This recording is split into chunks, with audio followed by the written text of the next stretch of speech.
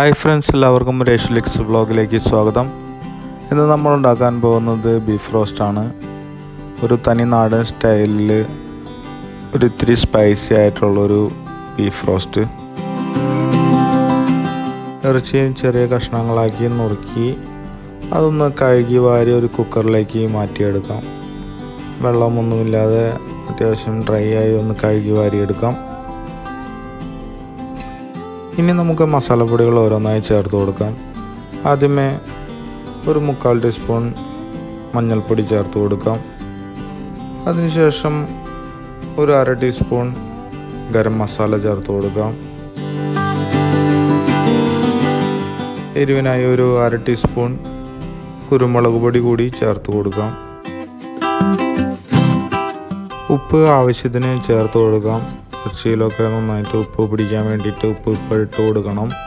അതിനായി ഉപ്പ് ആവശ്യത്തിനുള്ള ഉപ്പ് ഇപ്പോൾ ചേർത്ത് കൊടുക്കാം. ഇനി ഒരു സ്പൂൺ മല്ലിപ്പൊടി കൂടി ചേർത്ത് കൊടുത്ത് നന്നായി ഒന്ന് ഇളക്കി യോജിപ്പിച്ചെടുക്കാം. ഇറച്ചിയിൽ നന്നായിട്ട് മസാല പിടിക്കുന്നതിന് വേണ്ടിയിട്ട് നന്നായി ഒന്ന് ഇളക്കി യോജിപ്പിച്ചെടുക്കാം.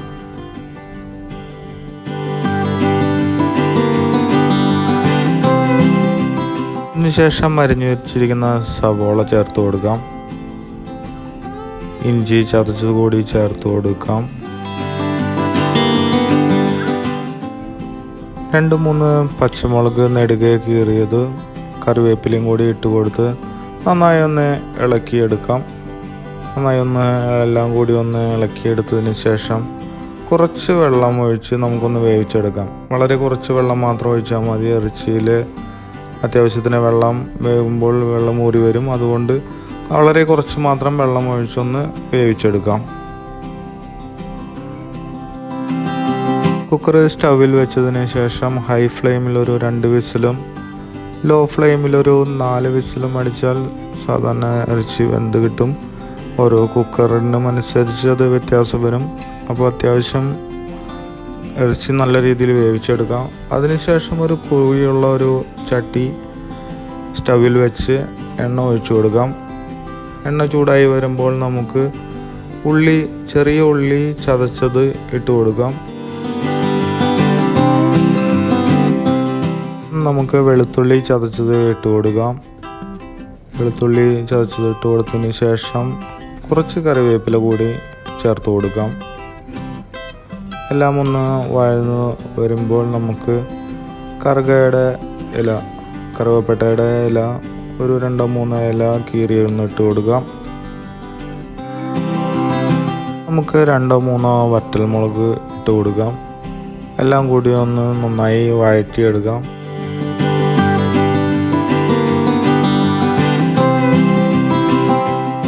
എല്ലാം ഒന്ന് വഴന്ന് കഴിയുമ്പോൾ ഒരു 3/4 ടീസ്പൂൺ പെരിഞ്ജീരകം ചേർത്ത് കൊടുക്കാം. ഒന്ന് ഇളക്കി കൊടുത്തതിന് ശേഷം നമുക്ക് മസാലപ്പൊടികൾ ഓരോന്നായി ചേർത്ത് കൊടുക്കാം. നല്ല രീതിയിലൊന്ന് ഇളക്കിയെടുക്കാം.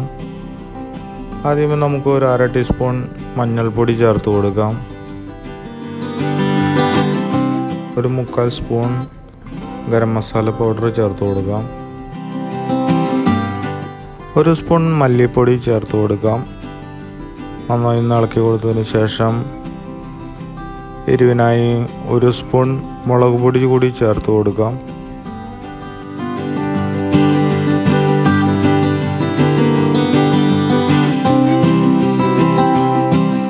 മസാലപ്പൊടികളെല്ലാം നന്നായി മുരിഞ്ഞു വന്നതിന് ശേഷം വേവിച്ച് വെച്ചിരിക്കുന്ന ഇറച്ചി വെള്ളമില്ലാതെ കോരി ഇട്ട് കൊടുക്കാം.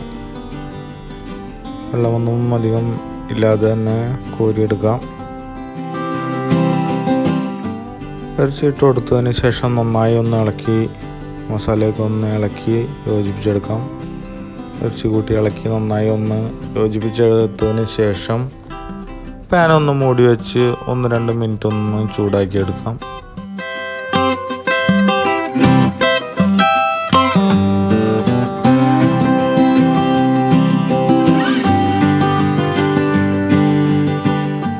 ഇപ്പോൾ നമ്മുടെ സ്വാദിഷ്ടമായ ബീഫ് റോസ്റ്റ് റെഡിയായി കഴിഞ്ഞു. അത്യാവശ്യം നല്ല സ്പൈസി ആയിട്ടുള്ളൊരു വിഭവമാണ്. ഇനി നമുക്കതൊരു പ്ലേറ്റിലേക്ക് മാറ്റിയെടുക്കാം.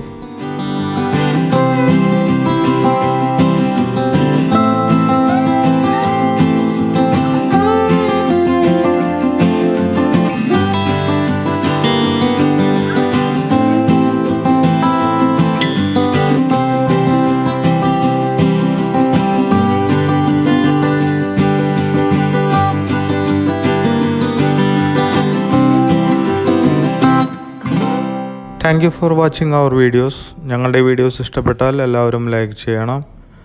ഞങ്ങളുടെ ചാനൽ സബ്സ്ക്രൈബ് ചെയ്ത് ബെൽ ബട്ടൺ അമർത്തിയാൽ ഞങ്ങളുടെ പുതിയ വീഡിയോസിൻ്റെ നോട്ടിഫിക്കേഷൻ നിങ്ങൾക്ക് ലഭിക്കുന്നതാണ്. എല്ലാവരും ചാനൽ സബ്സ്ക്രൈബ് ചെയ്യാൻ മറക്കരുത്. Thank you.